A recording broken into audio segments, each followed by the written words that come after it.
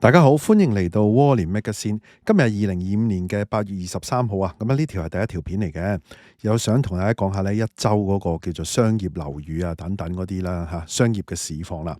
啱啱呢一樓一鳳啊，香檳大廈吓，即係大家都知啊，咁啊重建成為呢所謂嘅酒店啊，百幾間房喎。咦，咁啊變咗住鳳姐會唔會變咗住大學生呢？咁樣哦。咁另一邊廂咧，泰林啊，講緊幾個月前啊，報過咧嗰個鋪啊跌90%咁樣成交喎，原來未成交㗎，依家市傳咧交易告吹喎，跌90%都告吹。咁啊，另外一邊廂咧有嗰啲資深投資者爆煲啦，咁啊多個物業咧淪為銀主盤啊，最特別嘅就係咧，連埋好多住宅咧都擺埋落去一籃子銀主盤喎。咦，咁樣商業嘅爆煲會唔會咧牽引到連到住宅都會有問題咧？另外上個禮拜較早前咧，賣菜天后簡利珍咧落爛到咧嚇，即係市傳啊話斷供添，要搞到5折賣鋪啊！灣仔咧，另外咧有一棟大廈啦，成棟包括咧鋪頭添，哇！成棟都係講緊咧3000萬嘅啫，3000萬有交易啊，不過咧只係開價咋嚇，唔知賣唔賣得出添。仲所謂嘅購物街添，不如去片啦，同大家一一報道同埋討論下個市況啦。喺開始之前，希望大家免費訂閱我頻道 ，subscribe 我 channel，comment like 同埋 share 埋俾你朋友啊。如果可以嘅話咧，免費 join 埋我 Patreon 作為後備。行有餘力嘅話咧，可以喺 Patreon 嗰度咧每個月請我飲咖啡嘅噃。另外咧，我有個最高級別嘅會員，咁啊有額外嘅內容啊，敏感嘅議題同埋一啲付費嘅內容俾大家嘅，多謝大家。好啦，第一單啊，咁根據經濟日報嘅報道啦，尖沙咀嘅金巴利道16號嘅香檳大廈 B 座啊，咁啊呢個咧恒地啊，終於統一咗業權啦，準備咧展開重建添。恒地咧就向城規會申請，將地積比率咧由原本嘅12倍咧，哇，放寬到咧25% 咁多，咁啊去到15倍啦。咁啊嗱，建築個高度咧由110米咧就放寬到140米。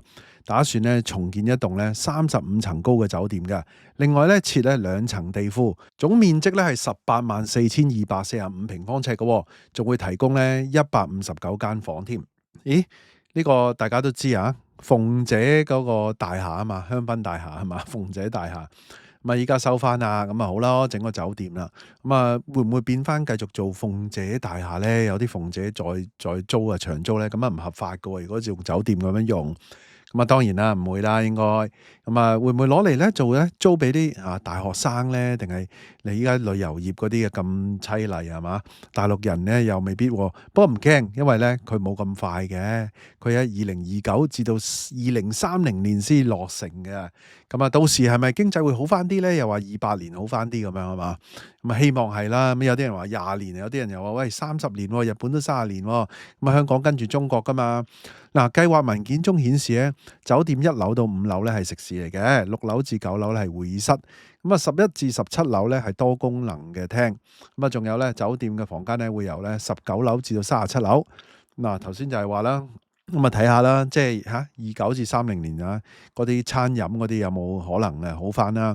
嗱，香檳大廈咧歷史悠久啊，其實咧早於1957年已經落成啦，由霍英東咧向何東家族咧購入嘅，咁啊由建築師咧就叫金銘嘅設計嘅，咁啊當年咧係九龍區咧最高嘅建築嚟嘅，仲係咧首批用樓花賣樓花嘅方式去推售嘅。去到90年代咧，大廈部分單位咧經營呢個色情行業啦，變成紅燈區，仲成為咧好多嗰個電視劇啊、電影啊嗰啲靈感來源啊，或者係拍攝場地啊，例如咧。旺角黑夜啦、電影至愛同埋 TVB 嘅金宵大廈都係以佢為藍本嘅。咁啊，恒地咧過去積極收購業權啦，最終過去咧成功以17.28億咧透過強拍咧就統一啦。咁啊呢個咧曾經係極具傳奇色彩嘅地標咧，終於要面對重建嘅命運啦。咁啊重建都係好嘅。強拍咁啊令我諗起田新啊，田新依家都唔係幾掂喎，係嘛？即係之前我都拍一條片啊，可能啲觀眾唔知點解咁開心嘅咧。好啦，另一邊廂啦，下一個 case 啊，咁我哋就要講啦，就係彌敦道啊，呢個我之前都有講嘅，310號之前係泰林電器總店啊，咁啊已經空置咗成17年啦，即係擺咗喺度啊，真係即係嘥咗好多黃金好貴嘅租金期啊。今年2月咧，原本傳出咧以4800萬成交噶，咁啊由郭應龍旗下嘅公司咧叫做偉樂有限公司承接嘅。不過咧，近日消息指啊，交易取消啦。郭應龍回應話咧，自己未有取消，但係目前咧交易係未完成，亦都不便透露啦何時完成啦。哇！2月到依家搞嚟搞去，搞嚟搞去，喂跌90%喎，超過90%係嘛？都係咧搞唔掂啊！嗱咁啊呢個咧就28 House 嘅，咁啊原來咧01啊，睇翻01都有報道啊，翻查土地註冊咧顯示緊交易嘅狀態咧係一個終止註冊嘅一個狀態㗎啦。咁啊，即係話 registration withheld 啦。咁連同咧另一筆由財務公司提供嘅，涉及到咧林球廁紙啊、林作禮啊嘅按揭登記啦，同樣都係終止註冊嘅。嗱，泰林咧係1946年咧由林球創辦嘅，最初咧做收音機同埋維修買賣啦，咁啊後嚟咧擴展到咧賣錄音機啊，咁啊唱機同埋擴音機啦。全盛時間咧有13間分店嘅。以前咧記唔記得？以前泰林豐澤啊嘛，對住啊嘛，係嘛？後期先至其他嗰啲啦。咁啊不過咧，2008年咧因為經營不善啊，全線清盤啊。咁啊家族之後咧，仲爆出爭產官司添。咁啊林球嘅長子咧林作咧嘅叫做咧呢個林作唔係嗰個林作啊。咁啊即係有2億元嘅遺產咧，一度引發咧林妻同埋兒子咧就對簿公堂啊。最終咧法院裁定係遺囑啊留俾啊妻兒有效嘅。泰林咧我2月嗰陣時我都有報道過噶，即係都有。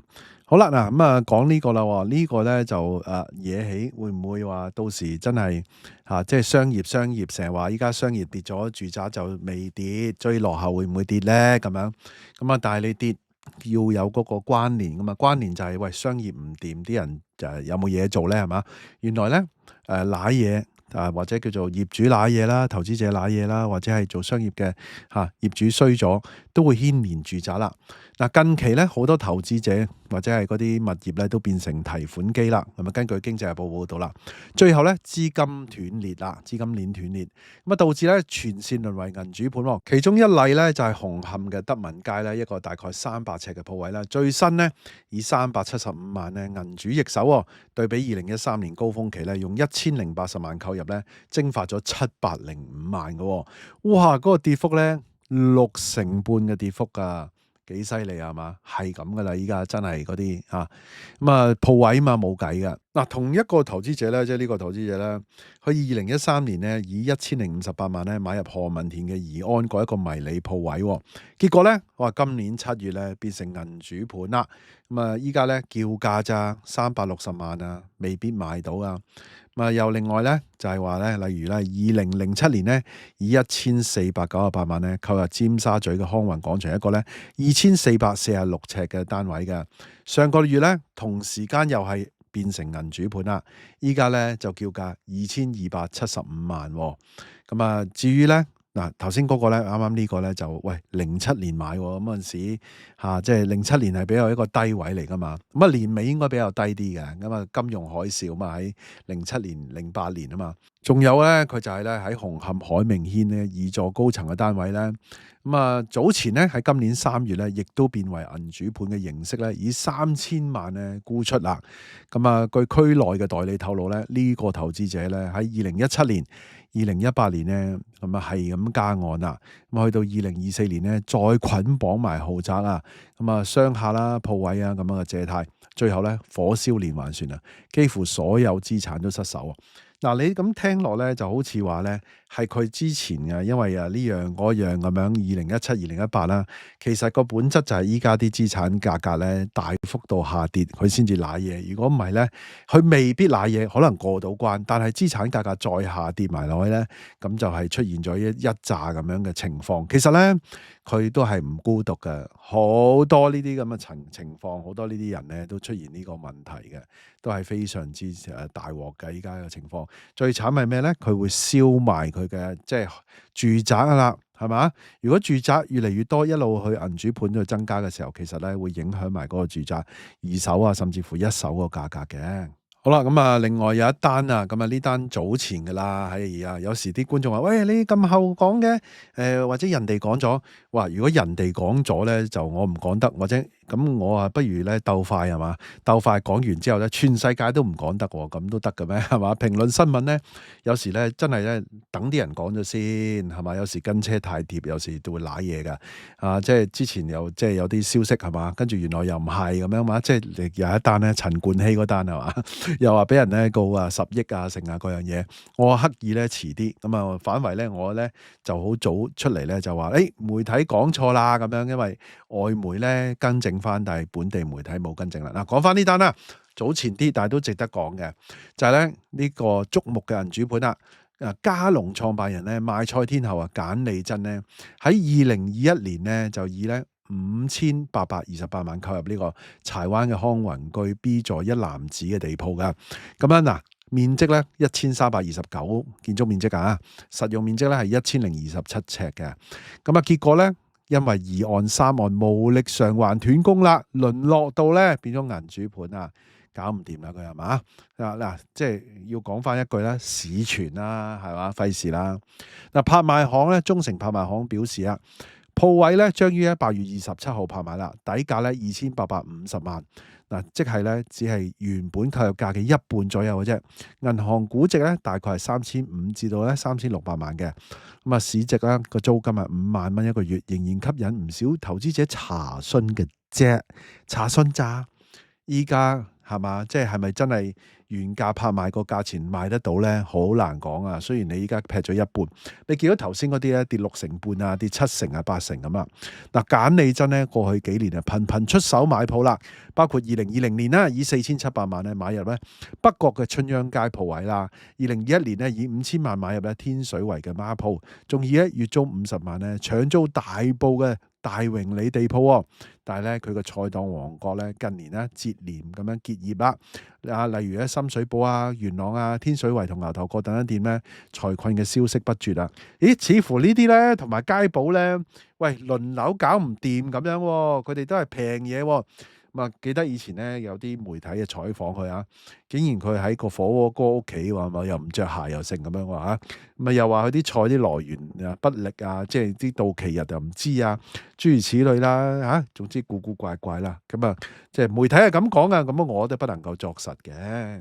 咁啊，最後一單啊，就係咧喺灣仔嘅，咁啊灣仔嘅悅街13號啊，一棟4層高嘅商住大廈咧公開招標，意向價咧3000萬㗎咋，咁啊大廈咧個地面積咧就係咧722尺嘅，咁啊呢個地鋪咧由泰式按摩店咧承租噶，上面咧係2樓至4樓全數咧租出咯，咁啊買家咧係即時有租金收入啦，咁啊好似 sell 嘢咁啊，又好似係嘅，咁啊嗱我冇收錢嘅呢個，嗱物業位置咧所謂嘅正中大旺啊嘛，悅街咧有灣仔後花園之稱，咁啊就係近年啦，成年啊就成為呢個新興嘅購物區，咁啊聚集咗精品店啊、時裝店同埋畫廊啊，加上咧鄰近太古廣場咧同埋金鐘地鐵站，人流穩定，嘥氣啦。正中大旺咪即係冇人流咯，係嘛？咁啊，即係你話，喂，好多街都係㗎，爭一條街就一條街㗎啦。你隔離幾旺都好咧，冇人就冇人。其實買翻嚟都即係有啲係咪即係嘥氣啊？人流穩定地少啊嘛，大佬啊！嗱，業主咧持貨超過50年啦，今次首次公開出手，代理認為咧具收藏價值同投資價值，收藏啊！你即係依家等於係好似外國嗰啲係嘛，當係博物館㗎嘛，即係活化咯，活化可能好啦，係嘛？咁亦都有潛力咧，同鄰近嘅物業合併、重組、改造，提升呢個資產價值，屬於市場罕見嘅投資機會啊！佢係咁 sell，但係咧呢排咧就如果你話啲即係收樓啊嗰啲咧，好多都係流標啊，好多都係整下唔收咁樣啊嚇，咁啊小心啲啦即係咪都唔好依家啦？我諗幾年後就再睇睇環境啦，係嘛？香港嘅情況，今日差唔多啦，今日係嘛？即係由香檳大廈係嘛嚇，即係呢個叫做最好嘅消息㗎啦。咁啊早前已經係恒基已經做咗好耐㗎啦，即係唔係依家先搞嘅嘢嚟㗎。咁啊太諗就係令人震驚啦，係嘛？咁啊跟住一連串嘅爆煲事件啦。即係又名人又成啦，有啲即係冇名出嚟嘅，咁但係咧即係冰山一個嘅啫。好啦，今集內容差唔多啦，大家有咩睇法咧？不妨喺下低留言啦。大家都聽到嚟呢度啦，希望大家 like 埋呢條片啦 ，share 埋俾朋友，記得未 subscribe 嘅要 subscribe 埋啊，可以嘅話 join 埋我 Patreon啦，多謝收看，拜拜。